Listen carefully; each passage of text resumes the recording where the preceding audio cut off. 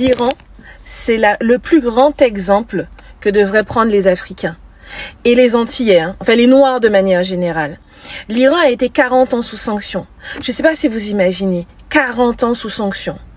Pour que là, ils ont perdu des enfants, c'est-à-dire que le tocard de Donald a envoyé un missile sur une école. Il y a des mères qui ont pleuré leurs gosses, des mères et des pères, pardonnez-moi les papas.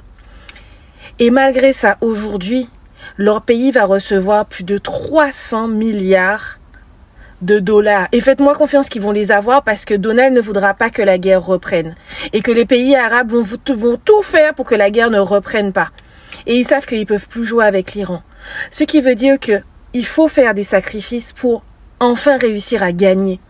Le problème chez les Noirs, c'est qu'on veut tout de suite.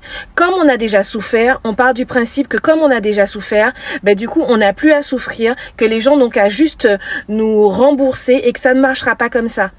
C'est aux Noirs, et notamment aux Noirs occidentaux, de faire les efforts pour faire en sorte que notre peuple grandisse. Et on doit prendre des exemples sur l'Iran, sur la Chine, même sur l'Inde. Sur tous ces pays qui ont décidé, c'est pas grave d'être traités comme des parias, d'être détestés pour aujourd'hui venir dire non mais en fait là c'est terminé. Votre hégémonie elle s'arrête. Et le problème c'est que l'Afrique ne l'a toujours pas compris. C'est que l'Afrique, soit il y a les 3 pays de l'AES qui l'ont compris, les autres qui l'ont pas compris du tout.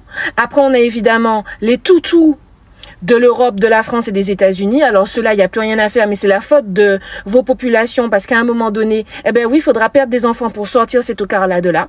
Parce que si vous croyez que ça va se faire dans la paix et le calme, non. Et ensuite, il y a ceux qui pensent que du coup, on doit c'est aux autres pays de rembourser, mais qui pensent qu'ils vont rembourser parce qu'ils auront envie. Non. Là, les États-Unis remboursent parce qu'ils sont obligés. L'Iran, là, n'a pas fait... et les États-Unis se sont dit, ah ouais, quand même, on a tué des enfants, ouais, il va falloir peut-être qu'on rembourse. Non, non. Donald Trump est obligé de signer l'accord. Parce que sinon, lui-même va devoir dégager de son propre pays parce que les Américains commencent à en avoir ras-le-bol de ces conneries.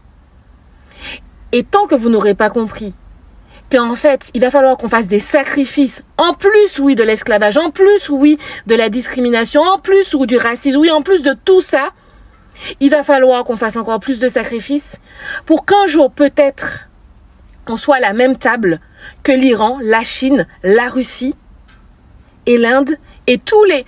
ne serait-ce que le pays où est-ce qu'ils ont fait les premiers accords de paix, j'ai oublié.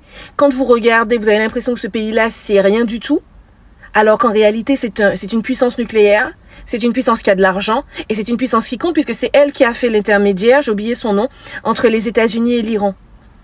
Mais les Africains, vous êtes encore trop cons, et les Noirs de manière générale, on est encore trop cons pour comprendre que en fait, ce n'est pas parce qu'on a souffert avant que pour autant les gens vont nous donner quelque chose aujourd'hui. Et que tous les trucs victimaires là qu'on fait ne changeront rien. À bon entendeur.